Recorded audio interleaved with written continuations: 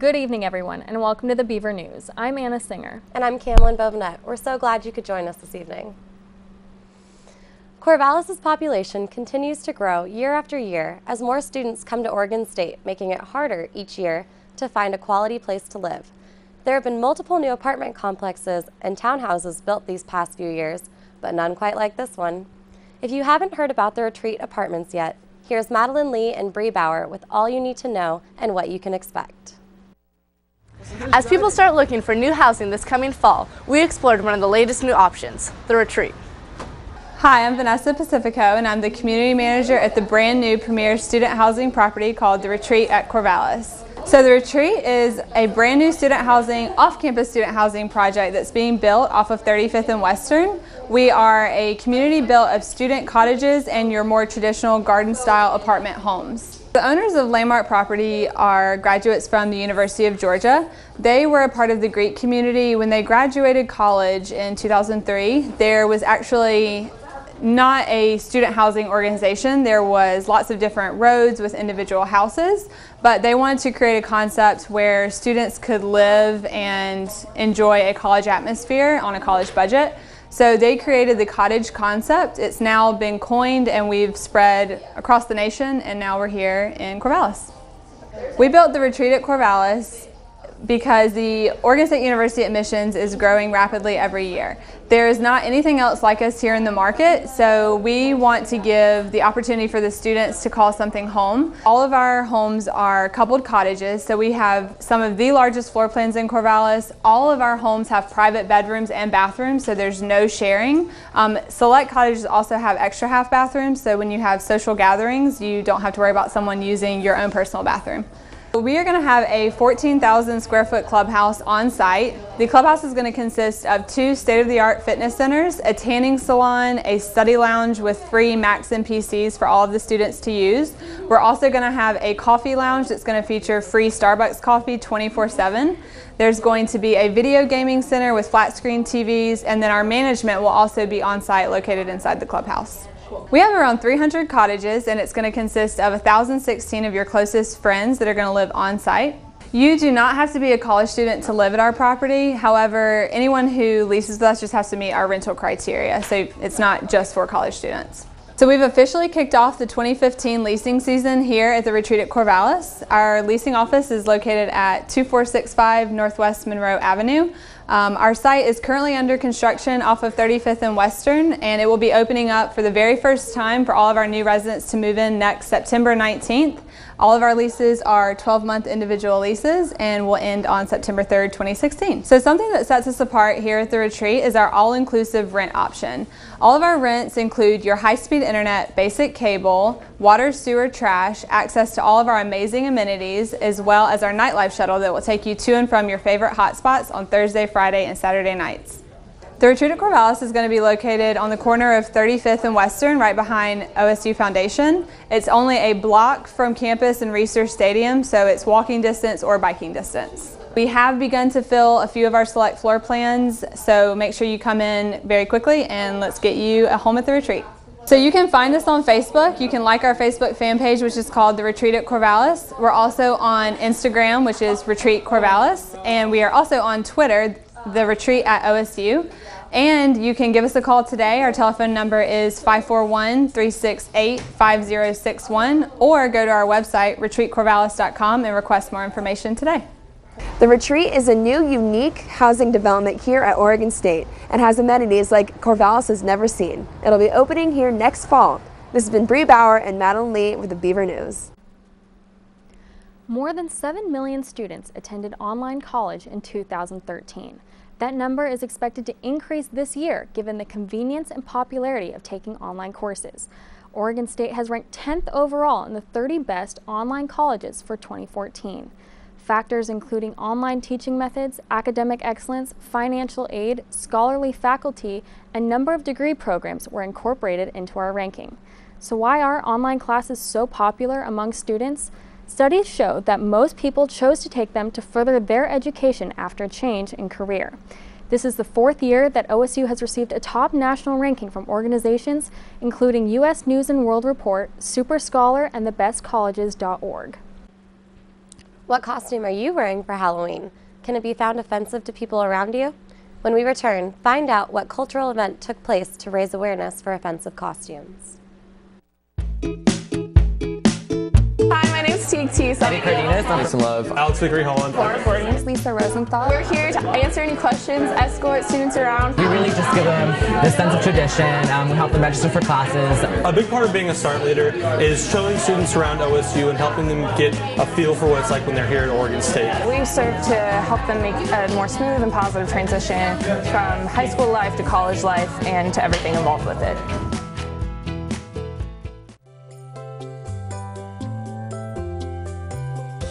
We tell the stories of the exceptional students and staff who attend the university, who work here, and who play here. We have the Barometer where you can write stories for them, become a journalist. We have Beaver News. We have all kinds of different shows for TV. We're so willing to talk to anybody that is interested in becoming involved with student media. So if you're on the fence thinking, I don't know if I can do this, the answer is yes, you can. Get over here and talk to us. Welcome back to the Beaver News. The Native American Longhouse hosted an event called Our Culture is Not a Costume to raise awareness of costumes that could be considered offensive on Halloween. For more on that, we sent Megan Choi to cover the event. A lot of the costumes that you've seen, like one of the most famous one is Chun-Li from Street Fighter, and so students were able to share their opinions on offensive costumes as a group and discuss why they felt they should be taken into more consideration even on Halloween. We got to meet up with some of those students, and here's what they had to say. The event is actually really good. I like the idea of trying to increase the awareness for the OSU community, to educate people, not to offend other cultures, and to actually show differences between the customs and the actual culture. Now I'm here at the Native American Lounge House. I learned something. I should go and talk about it with my friends. Hey, you cannot wear this, you cannot wear that. This is offensive. I was in an event and there were people talking about how offensive it is. So I think word of mouth discussion is the only way to actually create awareness for people. And also events like this. The event is to encourage these college students going out on Halloween to think before they go out.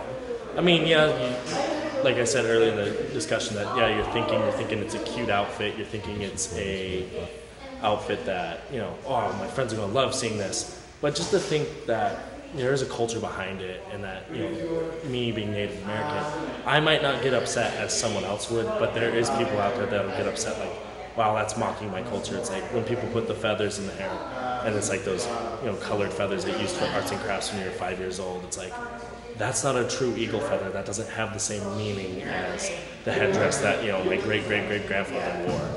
It's like that there's so much different meaning. I think going out and talking to your friends, like if you see them wearing a costume, you're like, hey, do you have something else you can put on? Because that might go off as offensive. And just slowly tell them what you think and why you think that, and defend it in that sense of like, there is a culture behind that. There is a history. I think this is an issue you can bring up 24/7, 365.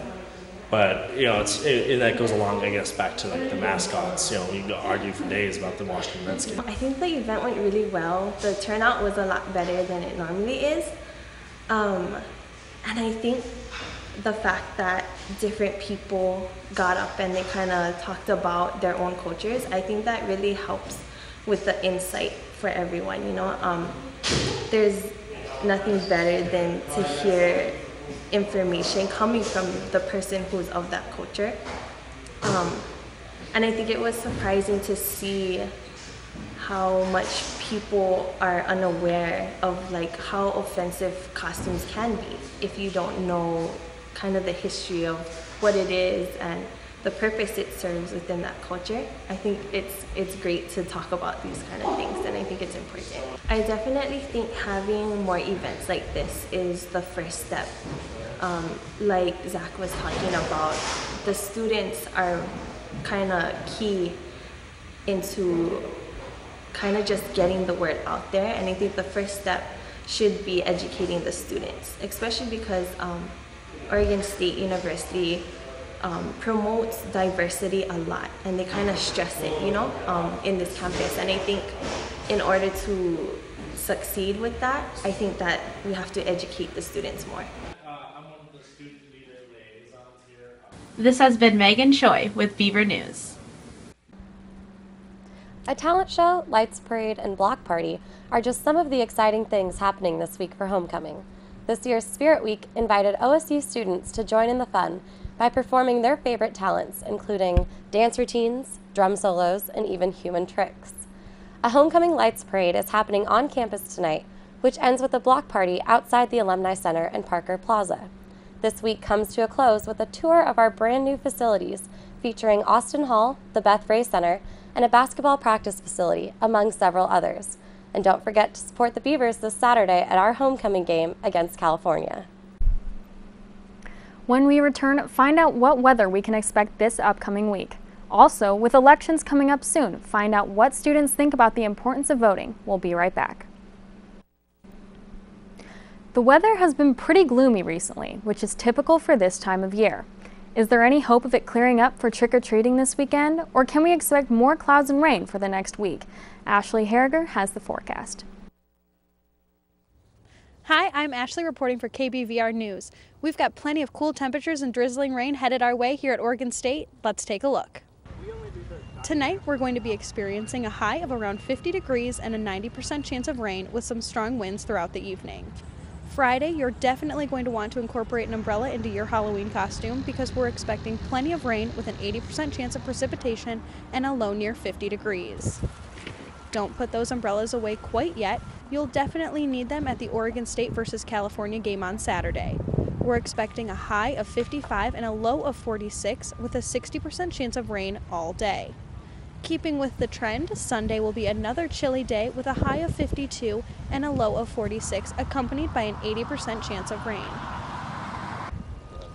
At the start of next week, you're still going to want to have your rain boots handy.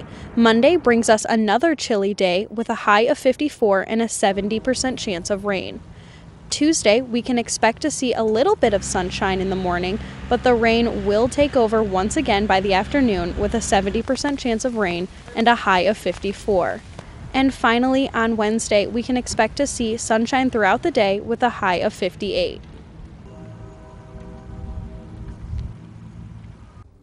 And I'm Ashley Harriger reporting for KBVR News.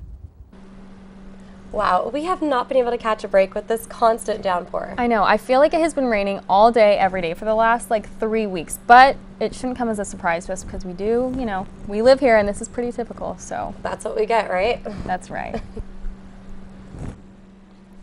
Do you think it's important to vote? And are you caught up with what's going on in politics? It's hard not to be with all the political campaigns on TV right now. But we wanted to know what students thought about the importance of voting. We sent Ashley Donahue and Kiana Hatch to the quad to get students' opinions. I'm Kiana Hatch. And I'm Ashley Donahue. And this is Questions in the Quad. With election time quickly approaching, we're asking students their opinion on voting. And to me, the importance of voting lies in participation in democracy.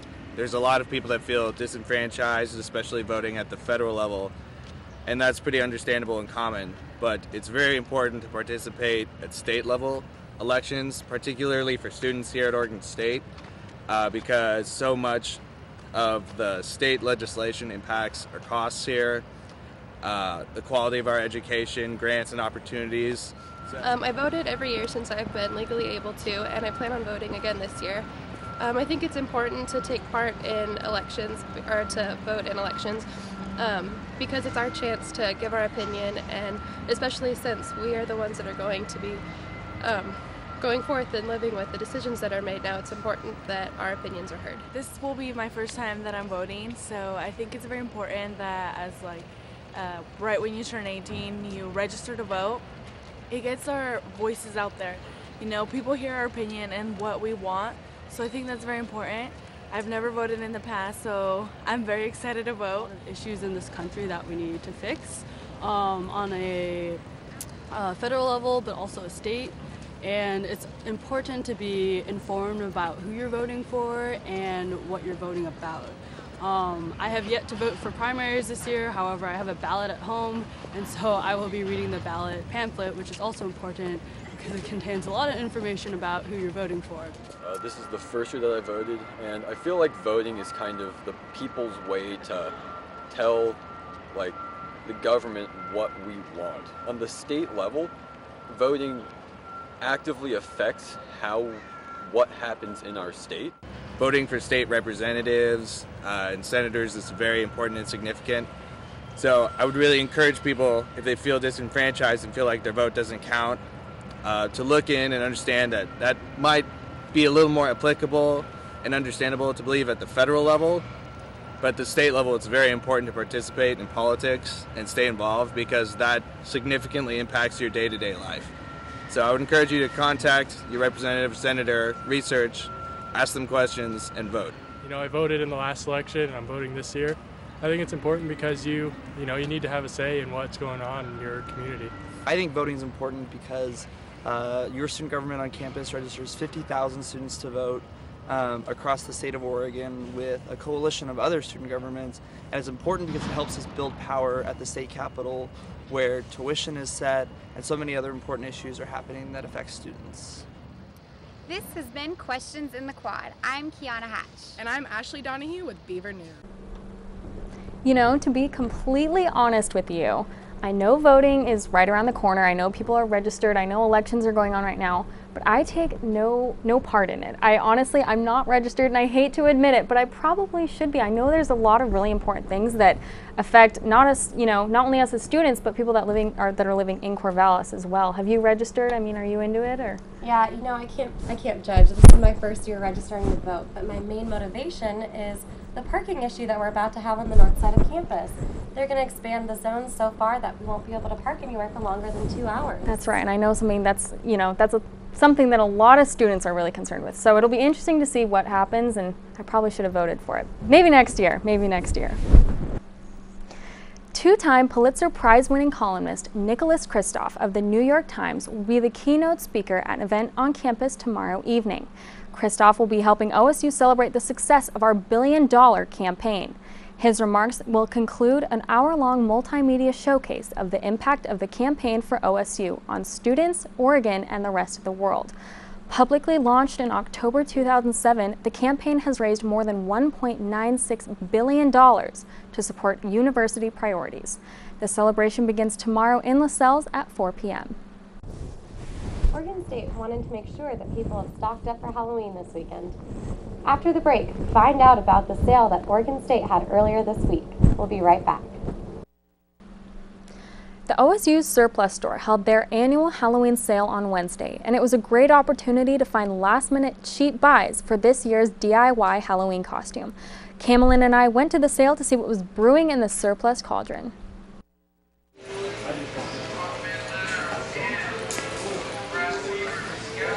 Nothing says Halloween like the OSU's Surplus Store getting into the spirit by hosting their annual Halloween sale. So today is our annual Halloween sale that we actually draw for a discount where you can get 25%, 50%, or 75% off. People have been buying things for costumes, people have been buying office supplies, furniture, computers, a little bit of everything. The OSU's Surplus Store right off of campus takes all odds and ends from the university and sells them to the public in their warehouse for a cheaper cost. We've had a lot of people, they have a lot of fun, they get a piece of candy, they get to draw an eyeball that has a percentage on it. It's just a lot of fun to have something that's different. Ray says each Wednesday they sell anywhere from $3,000 to $5,000 of used goods. Most of the customers are regulars, coming in each week to collect scrap metal. Other customers include students and community members looking for anything from OSU athletic gear to fix-it computers. So it's kind of nice to see that things have a second life. They're not limited to the throwaway society. So, and we're contributing to that. This has been Anna Singer with the Beaver News. Wow, you know, in addition to interesting items, that store had some pretty interesting customers. That's right, and there was just so many cool things to see. I mean, from furniture to technology and OSU athletic gear. I mean, old football shoes and jerseys. There were tons of students in there finding stuff to put together their Halloween costume for tomorrow. So it was a really cool place for sure. Yeah, it's kind of like OSU's personal goodwill. The World Languages and Cultures Department is hosting a Day of the Dead altar this week for anyone looking to honor a loved one. The Day of the Dead is a time for friends and family to gather and remember their past loved ones through tradition and celebration. Students can bring a memento such as a poem, letter, drawing, or flower to help them remember that special person. The altar is open to the public until Friday afternoon. After the break, if you weren't in the quad at all this week, you missed out on all of the fun. We'll show you one of the many events that took place this week. Also, a haunted building on campus. Find out about all of this when we return. Had a rough game last week against Stanford, putting up less than 200 yards of offense and giving up 38 points. While they were hit with the injury bug, missing a couple of starters on offense, it was still a shaky performance. Hopefully they will be able to turn it around this week. They will look to bounce back this week in their homecoming game against California Golden Bears. The Golden Bears come in following a rough loss to Oregon, 59-41 last weekend, and they will also look to bounce back. The Beavers go into the game with a 4-3 record, and California comes in at 4-4. This looks to be a really good game, so make sure you go out and support your Beavers on homecoming night. Speaking of homecoming, did you stop by the quad this week to join all the fun activities that took place? Well, if you didn't, you missed out. We were able to stop by one of the best events of the week, the MU Pumpkin Smash, put on by the Biochemistry and Biophysics Club. Marvin Lewis was at the scene. Let's take a look.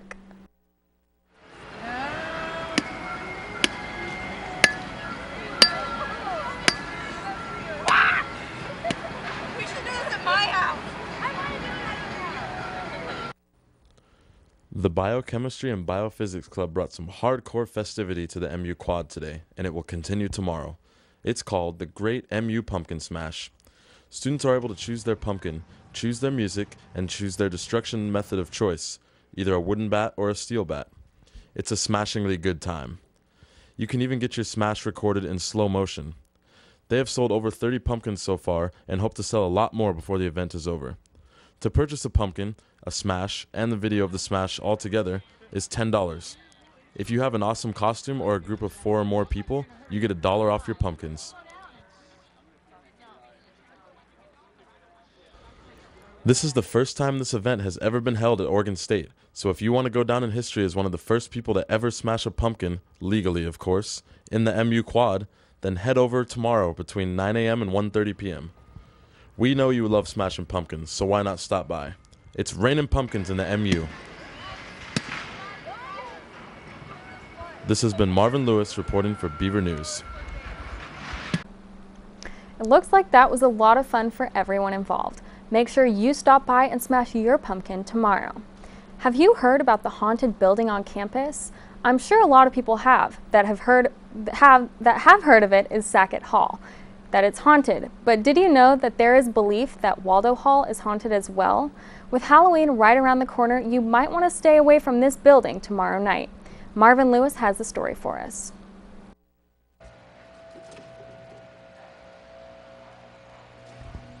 Halloween is here and the ghosts and spirits are out in full effect. But where do they like to hang out? For those of you who have had a class or an office in Waldo Hall, you may have felt a cold breeze or felt like someone is watching you. Maybe they were. Way back in the day, when OSU was still Oregon Agricultural College, Waldo Hall used to be a dormitory. And something happened in this building that has caused suspicions of a haunting. According to the Oregon State website, Ida Kidder was the school's first librarian in 1908, a year after Waldo Hall was built. She was also an advisor to the freshman students and would go to parties and dance with the students. She grew the one-room library in Benton Hall until it was moved to a new space, which is now Fairbanks Hall. She was a very strict woman about the rules in her library and was also one of the students' favorite people on campus. Kidder got so sick at one point that she was unable to get around as well as she could. Because of this, the engineering students built her an electric wicker cart to make it easier for her. In 1920, Ida Kidder passed away in her bed in Waldo Hall. The rumor is that her spirit never left the building, and she is still watching over students today. In fact, campus security got reports of a woman staring out of a 4th floor window at night shortly after her death. They closed the 4th floor through the 60s. Whether you believe it or not is up to you. Halloween is tomorrow, and you might see an appearance from Mother Kidder on the 4th floor of Waldo Hall. This has been Marvin Lewis reporting for Beaver News. Happy Halloween, and we'll see you next week. You know, I've never actually been in Waldo Hall, but it looks really scary. From the first time I ever saw it when I came to OSU, I thought that building looked a little off. Have you ever gone in there? You know, I have a couple of times, but it wasn't until recently that I heard the horror stories from when it was once a dorm. That's right. All I know is that is one place I am staying far, far away from tomorrow night. That's all the time we have for you tonight, guys. I'm Anna Singer. And I'm Kamelyn Bovinette. Thank you so much for watching. For more of your Beaver news, make sure to watch us on YouTube, like us on Twitter and Facebook, and have a safe and happy Halloween.